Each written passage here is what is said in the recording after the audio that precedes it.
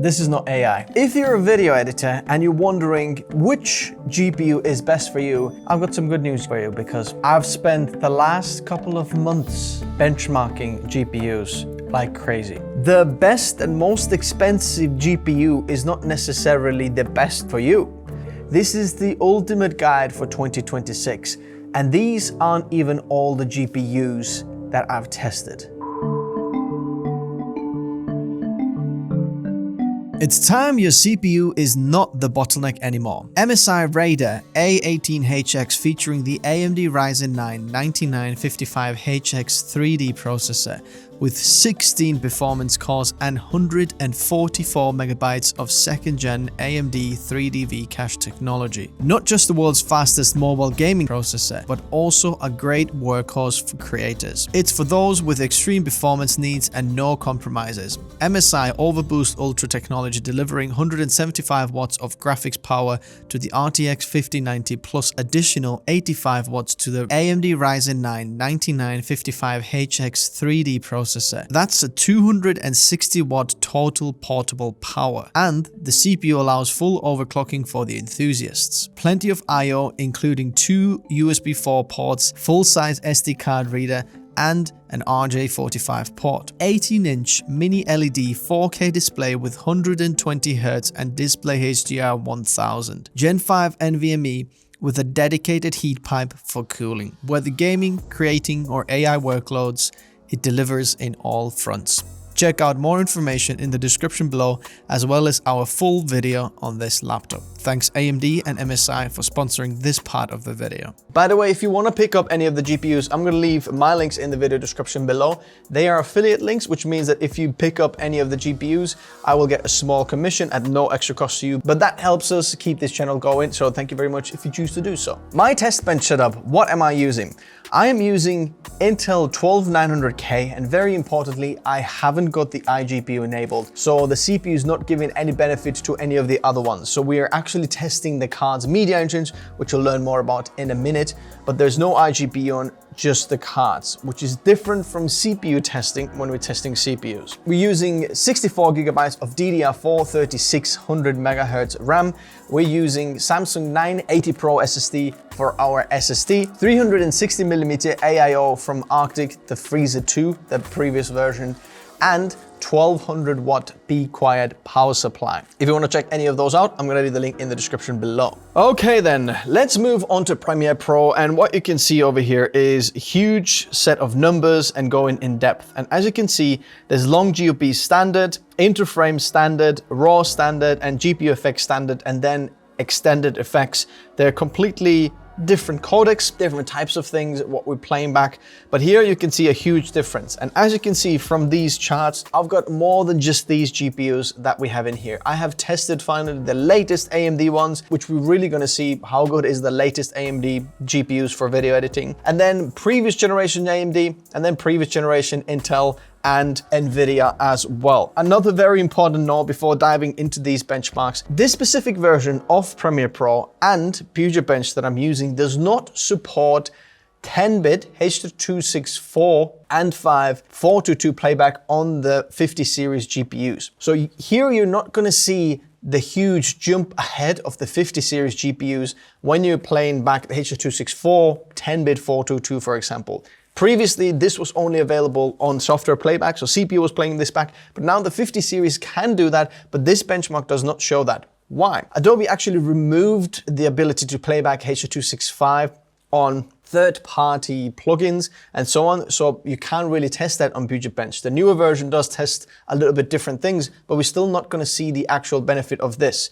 So in here, that does not support that, so know that if you go in with the 50 series, you're going to get extra boost or extra performance if you're editing H.264 and 5 10-bit 422 footage, because these allow more codec support than any of the other Intel or AMD GPUs. So if we're looking at the 4080 Super here and the 5090, for example, it looks like there's only 7% difference in terms of overall scores.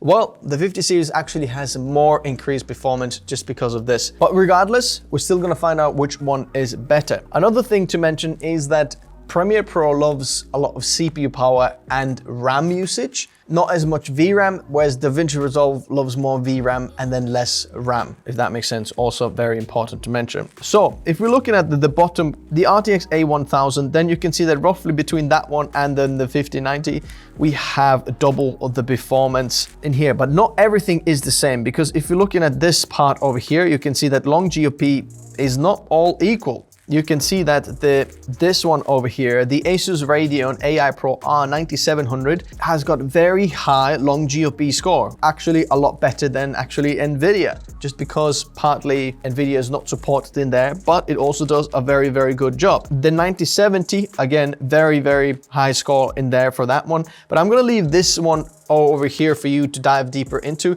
Depending which codecs you're using, you might get different results. So as you can see, the 9070 XT compared to a 5060, for example, look at the difference in raw scores. You might be using raw and you're saying, actually, I might go with the 5060, depending which resolution raw you're using. We're gonna talk about VRAM requirements in a minute. If we're looking at the standard overall scores here for Premiere Pro, I've tried to do a little bit of a color grading that's a little bit different, so that you actually see what's the difference between different generations of GPUs. So the dark green is the 50 series. The non-colored ones are the last generation AMD and last generation of nvidia, as well as some of the Pro cards from Intel and AMD. So firstly, one of the main things to notice here is that 5090 is on top of the chart, and that is probably given. But what's interesting here is compared to the 5090 and 4090, there is not that big of a difference. In fact, extended overall scores looks to be a little bit higher on the 4090 compared to the 5090.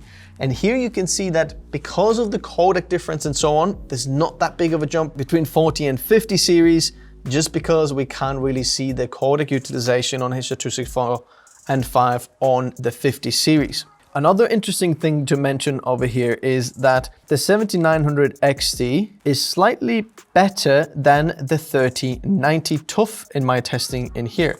For weird reason that is happening. I don't know why, it shouldn't really, but that's the truth. The AMD last generation card is better than the 3090. Also, if we're looking at this bit over here, which is the best AMD card that AMD offers for us at the moment, we can see that that's not particularly impressive. It's only marginally better than the Zotac or nvidia RTX 5060. So the best of AMD, this guy here, is only just about better than the 5060, which we have right on the top there. So for video editing, not particularly impressive from AMD's side. Also, a little bit of a disappointment from AMD's Pro card in here for video editing. Overall scores, but remember, not everything is here depending what codec you're doing. Not very, very impressive. Intel here is on the lower side here with the Arc A770, but that is roughly around the $300 card. That being said, pretty impressive for H.264 and 5 codecs and overall video editing codec if you're looking at on Intel side. I've got the 3070 here as well, just for reference, in case you want to check that one out, how that might perform.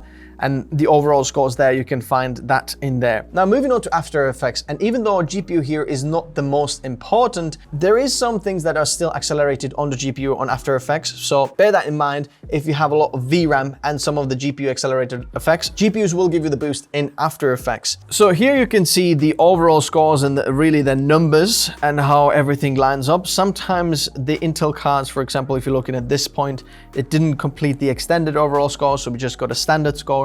So it's kind of marked on the standard scores in here, but then these percentages are calculated over the extended, if that makes sense. So we can see that from the extended to the 7600 dual, we've got about 40%, 45% difference. So the 7600 is about 45% slower compared to the 5090, which we have on the top just over there. Between 5090 and 4090, Here we're seeing roughly around 6% difference. So if you don't need the VRAM increase, perhaps going with the 4090 actually makes a ton of sense. The different scores here, 2D, 3D, and tracking standard and extended scores. Dive deeper into it depending what your workflow is on After Effects there, but then visually looking at the difference, what's going on in there. Looking at the AMD cards, they're right on the bottom here, which is a bit of a disappointment. Even the Intel Arc B580, I don't know why the font's gone so weird so you can't really see, but this card there is performing better than the AMD cards.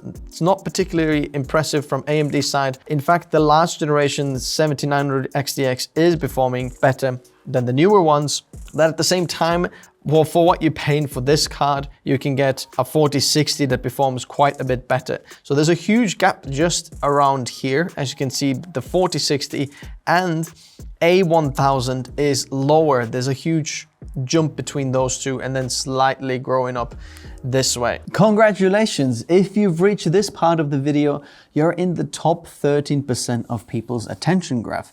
And there's more than 50% chance that you seeing this means you're not subscribed. So consider subscribing, hitting that bell icon, liking the video. It would mean a world to us. If you'd like to get detailed access to our internal benchmark database of CPUs, GPUs, SSDs, and so on for creators, then may I invite you to sign up to our newsletter where we send out relevant information a couple of times a month when there is information. I'm not interested in flooding your inbox. This is when there is good information to share for your creative workflow. Then we'll send those emails out. And also you'll get the most exclusive access to some of the behind the scenes, perhaps even giveaways. So scan that QR code or link in the description below. If you've got any urgent questions to me personally, you can always reach out on Minect. I'll always get back to my messages. If you're looking for a new hoodie, may I recommend this one. This is not just any cheap random hoodie. This is a high quality hoodie that you can get. And when purchasing this, we get a small little kickback to help us build what we're building here. My passion is to help creators choose the best tech for their workflow and help them save some money in the process. This is Tech Notice, and if you've reached this part of the video, you have been upgraded to the top 5% of the people who ever see this part. And now YouTube thinks that you'll like this video, and if you haven't subscribed, you can do it on this side. Thanks very much, guys, for watching. See you soon. Bye-bye.